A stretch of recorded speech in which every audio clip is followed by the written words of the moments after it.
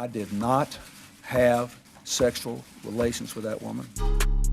Yes or no? Did you ever take banned substances to enhance your cycling performance? Yes. I had no prior knowledge of the planned assault on Nancy Kerrigan. I am deeply sorry for my irresponsible and selfish behavior I engaged in. Oh, oops, the podcast fans. Good news, we're starting again. A new one, a new oops. It's Francis and Giulio. What's up, bro? As DJ Khaled would say, another one. Another one, a new one.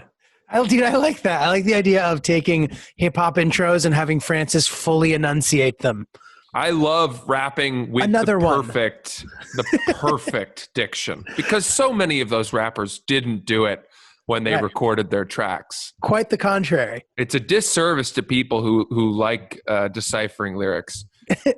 I don't like having to go on what's that lyric website where they explain rap lyrics? Rap Genius? Yeah. I don't like going on Genius to have to figure out what Drake was talking about. I'll tell you what, man, a lot of the time on Rap Genius, I have found, not a lot of the time, but occasionally on songs that I'm kind of like unsure about the lyrics, I realize that Rap Genius is wrong sometimes.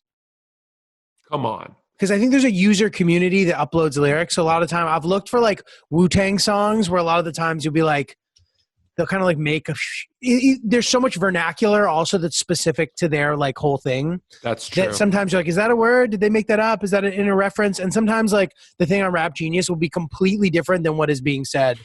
That's so true. And like I have a Scrabble dictionary, but I could really go for a Migos dictionary. You know what I mean? Dude, I can help you with that. Oh, yeah? For example, when 12 is the police. When they say fuck 12, they are talking about the police. Is there a way to figure out why that's the case? Because I feel like something having to do with some code, like code 12 or something. Yeah, but okay, so oh no, I think that means narcotics. Like code 12 is like a narcotics police or something. Giulio, in Thank one you, Chris. fell Sure. swoop, I no longer have any faith in you, because now Chris is confirming. Yeah, but you went from Popo to to narcotics, and those are two totally. The narcotics division. Like Migos has a code so specific that they are specifying police divisions. Yeah, like because those guys all supposedly the bando is the abandoned building that they would create and distribute drugs out of. So when the bando was raided, it would be a code 12. By the police. I know the bando as the stash house. That's how I know it. Right, which is the same thing, essentially. Is it? Yes. Okay, good. I feel like we're clearing this all up. This is good. I have a question for you, dude. Yes. Are you friends with your high school friends? That's a good question. Do you have friends from high school? Yes, is the answer. How often do you stay in touch with them? Well, I talk to them semi-regularly. They're for the most part are very, very supportive. And as far as like my career goes, like they'll come to stuff if it's near them, or they'll even come to the city sometimes. They'll hit me up. We'll talk. We don't hang out a ton, but like I think that hanging out a ton would be unusual given the fact that we're not all in the same proximity. I will say that my friends in New York City, I don't see a lot, but it's because we have conflicting schedules. What about you? I don't like my high school friends. I don't like the people I knew in high school. I had maybe 2 friends in high school. Really only one that I, to this day, think positively of. So that means at the time as well, or just now that you look back on it? No, in high school, they were great. I mean, I don't know. They were solid. And look, maybe I'm going to sound like an asshole. I don't think any of them are listening to this, but high school wasn't great for me. Right. It was not a good time. Why? I didn't know who I was, but I certainly knew that I wasn't Mr. House Party, Mr. Checking Out, cool kid, popular, let's inhale whatever's under the sink guy. That wasn't who I was. Right. And I was trying so hard to figure out who I was, going through so many iterations of myself that it was impossible for anyone to get to know me or to like me, really. Right. But what was established as cool was not who I was. So the mold that people wanted in high school, I couldn't give to them. Gotcha. But it seems like you made do. Like they give you a hard time for getting good grades, but like you were cool enough that you would smoke some weed with them and stuff. Yeah, but the reality was I either went so full bore in one direction or the other. So like I was either Mr. completely clean, sober, don't do drugs, like staying out of it myself, or I was like the guy buying the weed from the 12 stash house. I did that one time. I had to go buy the weed, and it was at this place called Grant Street in Portland, Maine. And I walked in, the guy ID'd me. Wow. And I had a fake ID. What? And he was like, the reason nobody's caught me is because I only sell to people who are older than 18. And I was like, nice okay, job, well, David Proctor at your service, 18. I'm 24, That was the name on the ID. And he sold it to me. He had guns. This guy, he had guns on his bed. They were just on the bed, handguns. I was spooked, but I bought a quarter, and later that night we got caught by the police. By the 12. And Fuck 12. Fuck the 12. Fuck the 1 too, man. Well, dude, it's funny. I was just watching a docu thing about Maine state prison solitary confinement. Oh God. It sounds like maybe this guy ended up there, dude. He may have done. He was even at that age, I could tell that this guy was not doing well. This was not a New York City coke dealer who pulls up to your door in his BMW. You go down and you circle the block as he hands you back a bag. Right. By the way, those guys always seem to have their girlfriend in the front seat. Don't those guys sell cocaine too? That's what I'm saying. I said coke. I said that's the coke guy. They always seem to have their date right with them right. There's on somebody the job. accompanying them. Yeah, that's very funny. Anyway, so my question about this though is about high school friends, right? Right. Because I have a theory, and it's going to be controversial. Okay. My theory is that if you, to this day, if you're in your 30s or like late 20s, right, and your best friends to this day are your high school friends, then it either means that you went to like a super good school or the worst, most dangerous high school in America. I very much agree with this. Like, see if you can predict my reasoning behind this. I want to see if you can play this out. Okay, well, I'll say this: the as far as, and I see what you're saying. There's a couple of things behind it. First of all, I think that with the really good school theory, there's this thing about like, achieving success that sort of like makes you change. So like these kids who come from these good schools, like they're already at the top of like the quote unquote social totem pole. So their friends that they made in high school are the people who are going to kind of remain their friends because they don't need to do any navigating to find a new social circle or a new work circle. I was thinking about that. So I think that whereas I've made a lot of new friends, I'm still friends with my high school friends and I love them and stuff. But I spend a lot of time with the friends who I've made as an adult. And I think part of that is because, I'm in the city now and I'm kind of like navigating through these different things. Whereas these kids who are from the city, for example, those friends they're going to stay in the city. They don't relocate.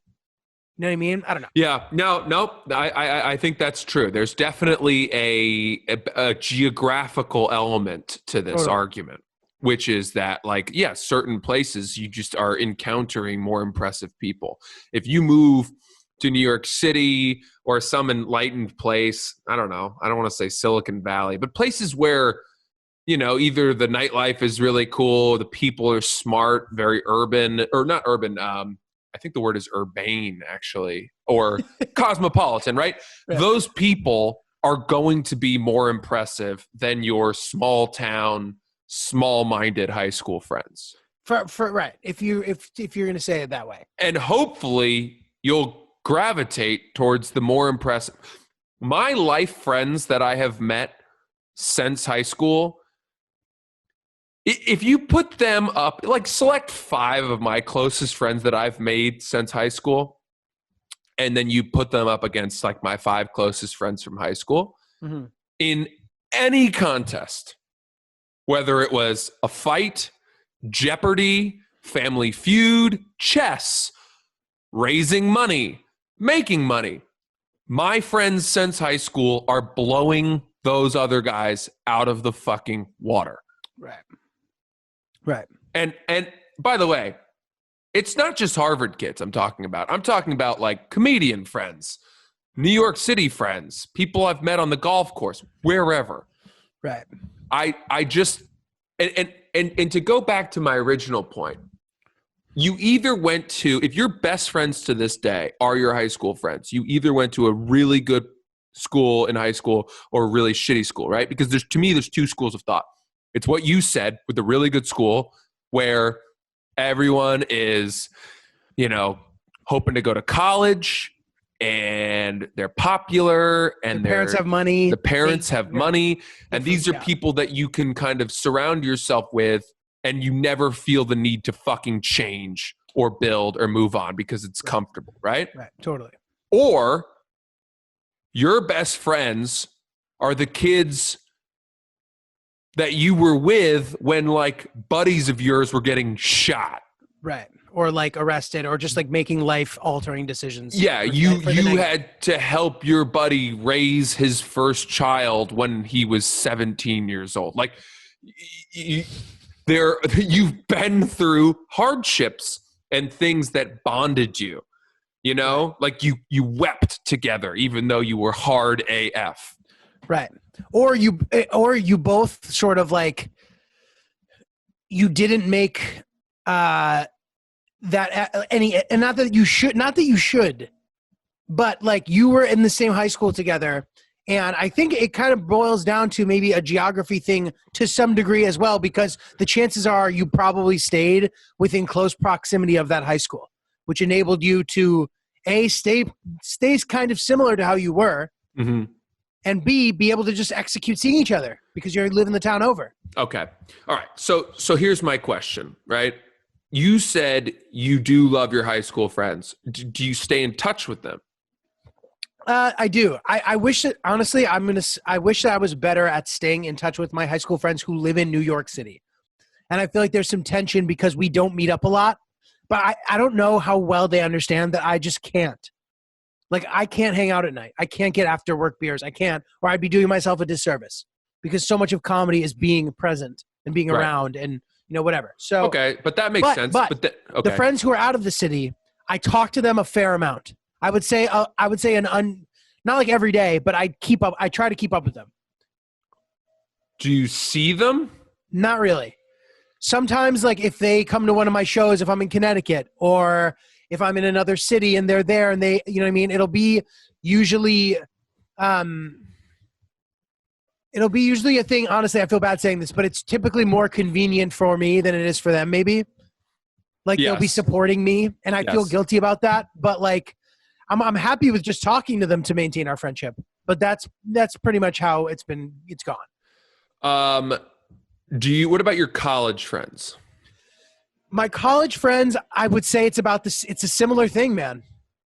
And I didn't anticipate that, but to your high school friends, my college friends, I'm more likely to see because there's a higher volume of them in the city, or in LA, or like the cities that I'm in. Mm-hmm. However, now that a lot of them are having families and stuff, like I don't see them much, but I stay in touch with them, and honestly, maybe a little bit more than my high school friends. Okay. What about you? Well, I've got this theory bubbling. It's percolating, and it hasn't fully formed yet. But the basis of the theory is that if your best friends to this day in your 30s are your high school friends, it means you have not branched out enough. You have not tried hard enough to grow. Interesting. Yeah, I mean, dude, listen, I think there's value to that school of thought. I don't know because it's entirely possible that you went to college, you focused on your studies. Maybe you went to a college for reasons, that like you had to go to a place that gave you scholarship or something. So the people you met weren't of your choosing, right? In college, we're often thrust together with people, and you didn't like those kids as much, but your high school friends are actually very impressive, right? That's possible. Right. But I feel like that's the exception to my rule. Right. Well, there's something else to examine here, though. I mean, I don't necessarily think that I need all my friends to be like massive successes. No, but you know what, Giulio? You know what? Here's the thing, okay? This is the thing, okay? I have a group chat with friends of mine from college, and I learn things in my group chat. That's great. They discuss COVID and the implications on the economy, and they all work. Many of them work in finance. They've got all kinds of different jobs, but they're all very fucking smart and very successful. And that group chat is so much more mind expanding and important on my life than any group chat that I would be in with high school friends. Right. Fair enough. I'll say this though, in regard to that, I have found that when I re-encounter people from high school who in my head I just assumed stayed the same they were when they were 18 years old, they tend to impress me with how they've evolved as people. And I'm like, I'm a prick for just like passively assuming that they're losers. Did like, you go to a good people. high school? How was your high school? It was okay. It was an okay public school. We were led to believe that it was a great public school. Looking back, I don't feel that way. We weren't like sending kids to all these great schools, but kids did go to good schools. There were like the top of the class would go to good schools. I went to a very good public school. Right.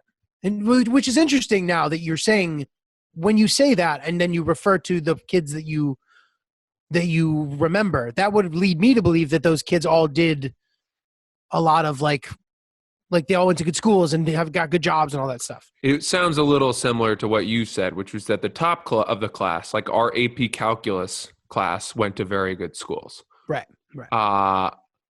But the drop off from there was pretty steep. Yeah, we had a solid mixed bag as well. I mean, we had kids, it's all about zoning, right? Right. And some state legislator arbitrarily drew a map about the school district. Right. And you just feel like it was clustered around some pretty nice neighborhoods. And then they added a little bubble, and that bubble was the trailer park that led to all the people who are now washing dishes at the Muddy Rudder and have multiple children with multiple partners. Well, you know what? That says something sad about our country then, dude. From like from a social mobility standpoint. Like, you're a kid who grew up in what you're describing as shitty conditions, and it just sounds like that's a massive disadvantage. Fine. There's truth to that. And yes, I should not make fun of those people. But there are also kids that went to my high school who grew up in very good households, whose parents had plenty of money for their college tuition, and they squandered it all because they went off to the University of Colorado Boulder and they started partying their faces off. They put on a freshman 15.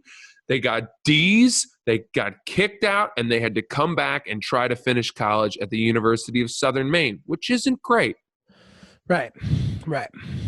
There are just as many kids that did that, and I don't know what the fuck they're doing now, as kids who never had a chance. Right. So fair, totally. And I think that that kind of like goes to show, you know what I mean? Like you said, that I guess you can definitely squander these good opportunities and end up being a bonehead. But I think that like a bonehead. I like bonehead, right? But dude, I was a fucking bonehead, dude. Like, I went to college. I barely visited colleges. I applied to a bunch of colleges. I didn't care. I wanted to play Division I tennis just so I could say that I did. as I thought that would be cool. It didn't matter. Like, It is cool. It's It is cool cool, that but- you did that. You I know. had jackets. I know it was cool. It was definitely cool. But you know, it's do you not like still have any jackets? I don't think so. I don't. I try not to like hoard memorabilia. Oh boy. I'm serious. I've got all my Harvard lacrosse gloves and some shorts that I am saving to give to my son someday. That's very nice. My parents have like trophies and stuff stored. My point is I look back on my attitude and I feel like I was a fucking loser. Like I didn't focus at all in school until like second semester junior year of college. Completely wasn't caring, learning, doing shit. I got kind of lucky to kind of like make my way through it. Did good enough, was kind of always that kind of guy. You know what I mean? So I'm not. What would you say? Do you regret it? Yeah, I do. And I kind of think I reference it in things that I do now where like I fear feeling that way. So I want to make sure that I'm doing the things that will prevent that from being the case. Yeah, but it could have been way worse. I So- mean, you so- could never have woken up. 100%. But here's the Could have been other Sleeping thing. Beauty. Exactly. Well, she wakes up, doesn't she? Yeah, because some dude comes along and like makes out with her while she's unconscious. She got lucky on that one. Yeah, I guess if that's the way Dude, you want to but- look at it. I feel this way. I feel that college was a great opportunity to have an opportunity to figure out who I was, who I wanted to be. You know what I mean? Yeah. And when you're in high school and you have such a small sample size, you don't know enough about like other places. And like I met so many people from so many places and I kind of had an opportunity to kind of like compare myself to all that in shaping what I wanted my future to be like as a person. Yes. And I think that is invaluable. And to have the option to be able to do all that, to not have had that, in my opinion, would have been doing myself a disservice, a massive one. Fine. But I think you don't truly figure out who you are until you are on your own. And what I mean by that is in high school, you're surrounded by your high school friends. You can define yourself based on your status in terms of the social hierarchy. You can define yourself based on the clubs that you're part of, the sports that you play, all of that bullshit, right? Uh-huh. College, similar deal, right? You're surrounded by people who can distract you from asking yourself the real difficult questions. Even in your first couple years after college, depending what you do.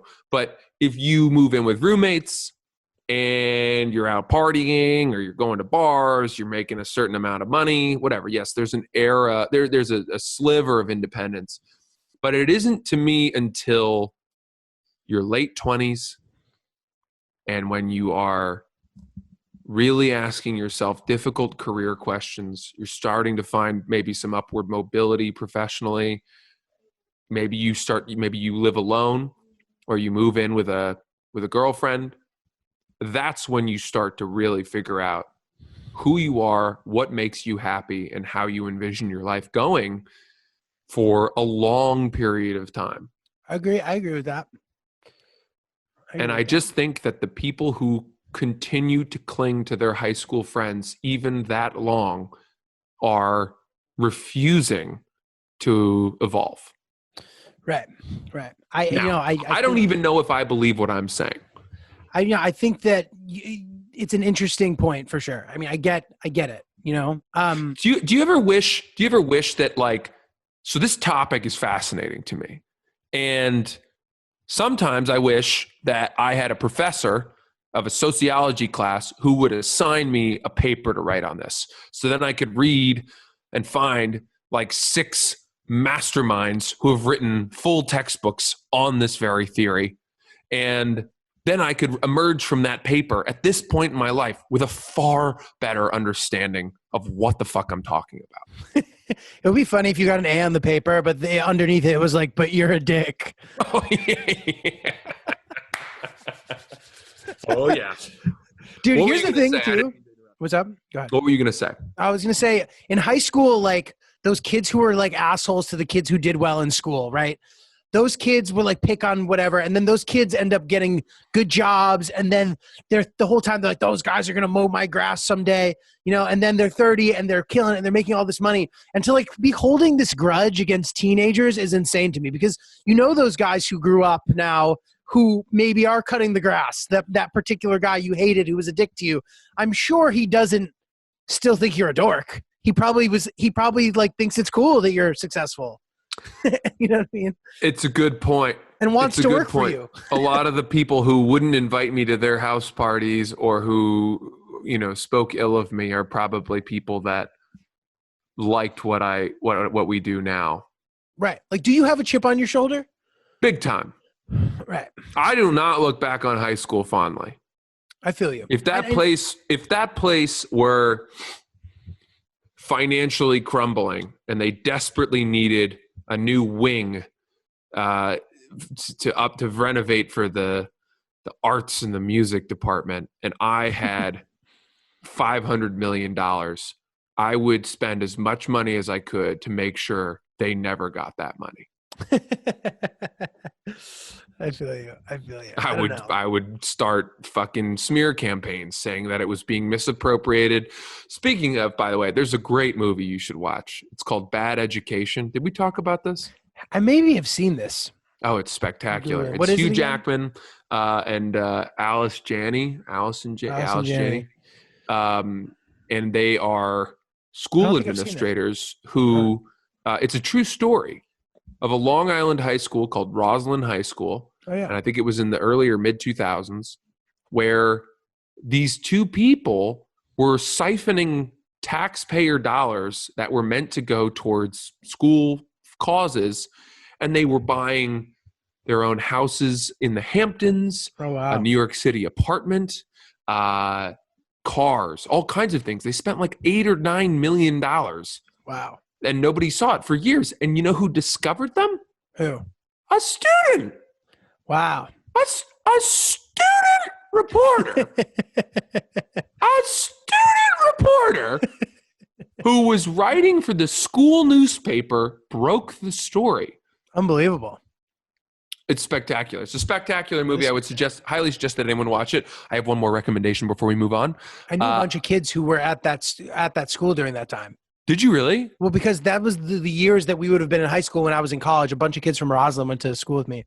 I would really like to have as a guest on our podcast the young lady who broke that story, because I wonder what she's up to now. Is she working at the White House? Is she, the king or queen of some kind of? I just suspect that girl's doing really well. Right. She must be. And it would break my heart to find out that she was washing dishes at the Muddy Rudder. But worse things have happened to better people.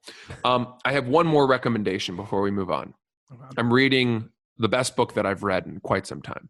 Which one? And people like to hear these recommendations. So it's called The End of October, and it's written by Lawrence Wright. Lawrence Wright wrote The Looming Tower, which was the inside story of the hijackers and the lead up to 9/11.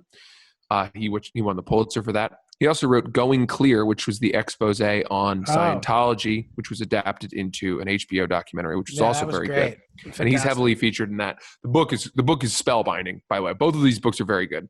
And now he's written a novel called The End of October.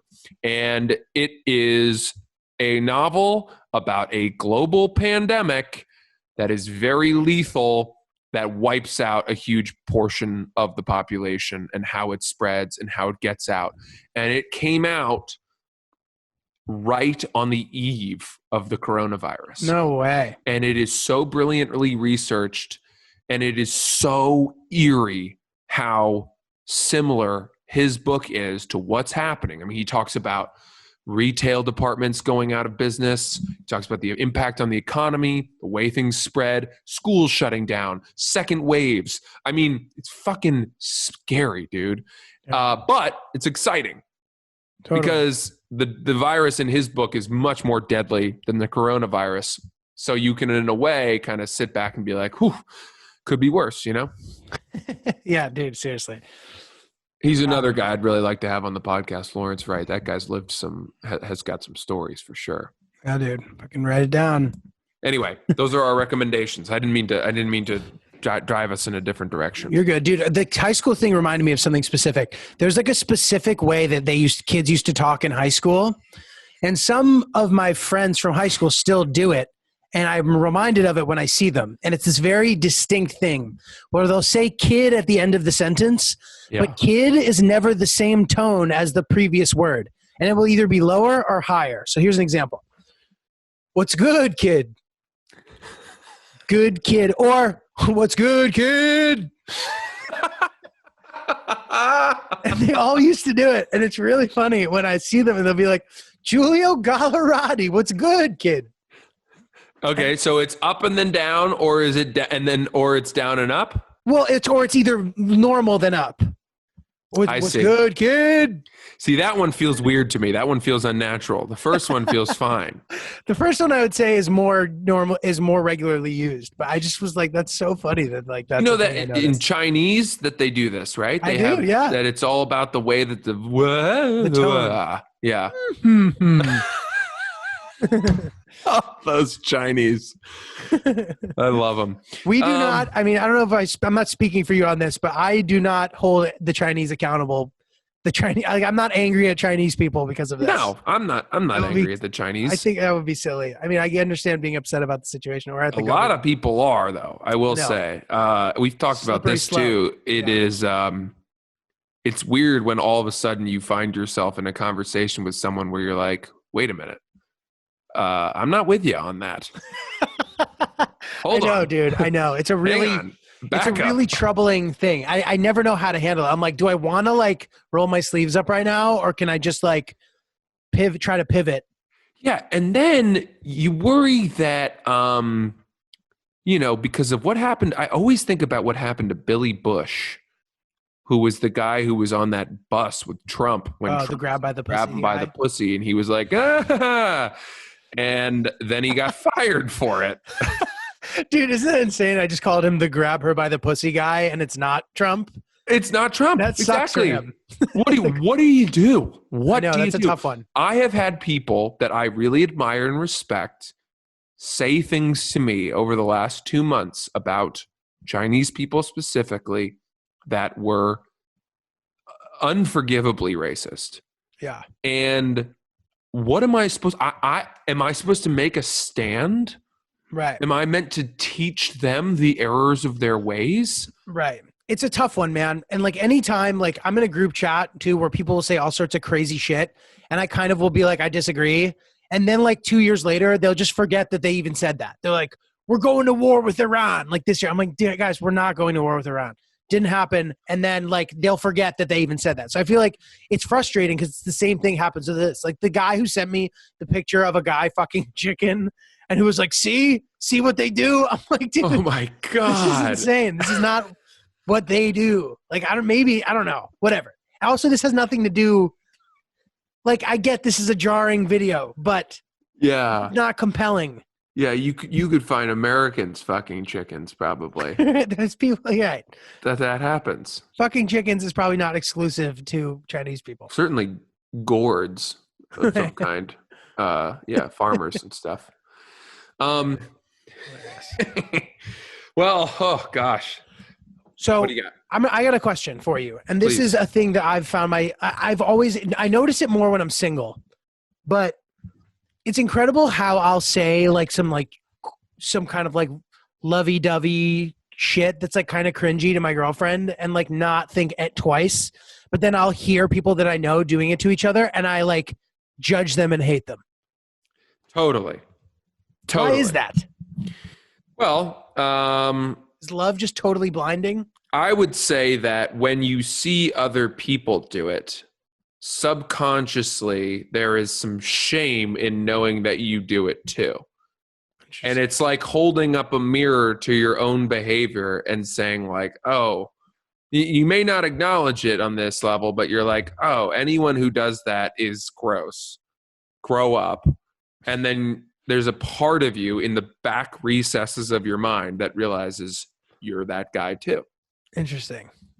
Is there any chance that it has something to do with just like our ability to be massive hypocrites? Sure. But I think maybe that doesn't necessarily have to go against the idea that, deep down you're ashamed of yourself also. You're right. I think those two things can be true at once. They can be true at once. Yes. But dude, I will say this too. An extension of that thought is that I am far more disgusted by the PDA of people who are unattractive than I am of people who are attractive. That's fucked up, but I guess that's definitely real. This is what comes to mind. A couple summers ago, I was at Union Square Station in Manhattan waiting for the subway to come, and it was July. So it was 110 degrees down there, and there's no escape. Right. You are sweating through your back, through your front. It's disgusting. It's the worst. I look over, and 4 or 5 feet away is a young couple, probably like freshmen or sophomores in high school, my guess. And the guy had that kind of disgusting peach fuzz mustache that is not from like intention, but rather from maybe he just hasn't admitted that he needs to start shaving. You haven't crossed that bridge yet. You see that a lot in the Latin community. Anyway. And he had pimples all over his face. He was like, his body wasn't good. And he was making out with his girlfriend, and making out in a way where like you could hear it. You could hear it over the industrial air vent that was directly over our head, over the clang and clatter of 4 and 5 trains pulling into the station, announcements from the MTA. You could hear this couple smacking lips. It sounded like someone stirring Annie's mac and cheese, right? I was fucking revolted. I had to walk away down the platform. Having said that, if I'm in Central Park and I'm at the reservoir and I see a beautiful Emily Ratajkowski and her curly-haired, cute, sort of impish boyfriend sucking face as swans paddle by lazily, I'm going to go, oh. But what if they're on the subway? If those two have too much class to make out on the subway. That is true. That's a good point. I also think you transport the first couple to the Swan Lake, I'm still disgusted. The problem is though, you're already miserable in the subway. So your nerves have already been triggered. I bet that the gross peach fuzz smelly couple, let's just make them smelly. Yeah, they did smell for sure. At the lake is less offensive at the lake. Come on. Maybe from a distance. If I'm close enough to see that peach fuzz and to hear the lips and the tongue, it was the kind of kiss where they were stuck together and they were just moving their tongues around like a blender. Oh yeah. Not like kiss, come back, kiss again, yum yum yum yum yum. It wasn't that. It was let's lock and load and stir. Let's stir things. Let's stir our tongues. Let's clean each other's teeth with our tongues. Fucking disgusting. Dude, the macaroni and cheese is a funny sound effect for that. Oh, big gross. vat of it. Dude, you don't seem like a baby talk person. Are you? I do a little bit, but I wouldn't even call it baby talk. It's not like goo goo goo goo. Right. I don't know how I would describe it. I do talk. I talk in what I do? I sing in a falsetto. Oh, that's nice. No, it's not.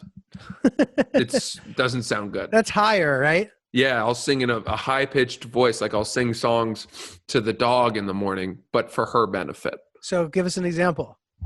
Good morning, little Kojai. It's time to wake up. You shouldn't be lying here like a little pup. It's such a beautiful day. You shouldn't be here this way. So good morning, little Kojai. It's time to get up.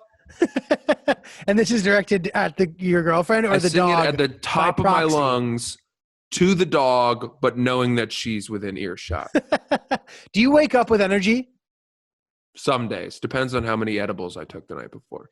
Oh, yeah. Weed hangovers are really, really tough. Yeah, my dosage, there's a fine line between being, kind of coming out of like anesthesia versus hopping out of bed and, stretching and singing with the canaries. Well, dude, that's an interesting thing to examine though, because those days where you took an edible the night before and had a great time and you wake up with energy, those actually do me a disservice because of how seldom that happens.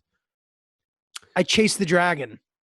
Hang on. You're saying that because you haven't learned your lesson, you still think it's fine? No, like I'll have one night that I'm all like one day where I don't take edibles. So say I smoke and then I wake up in the morning with a ton of energy.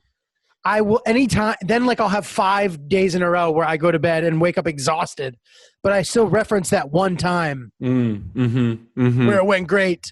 Yeah. Yeah. Hoping, but I just need to get my dosage in line like you. We could sort you out. I bought a lot of edibles. The edible menu here is spectacular. It's very diverse. I'll bring a bunch back. It's legal? So I have like a medical card that is complete horseshit. I got it online. It was the equivalent for marijuana of the process you go through with 4 hymns to get Propecia. Oh. Have you done that? No.